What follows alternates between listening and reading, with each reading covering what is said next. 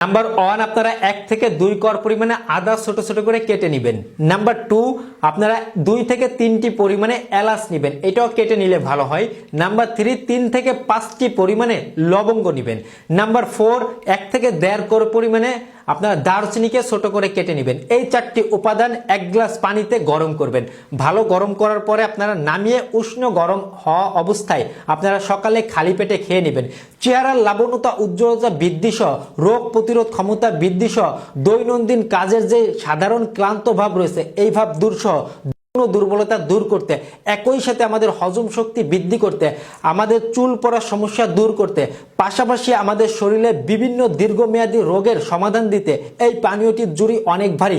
আপনারা 1 থেকে 1.5 মাস বা 2 মাস নিয়মিত খেয়ে দেখেন, ইনশাল্লাহ পেটের স্বাস্থ্য ভালোর পাশাপাশি অসংখ্য কিছু উপকারিতা মিলবে। শক্তি বৃদ্ধি করতে দুর্দান্তভাবে কাজ করবে। ধন্যবাদ সবাইকে।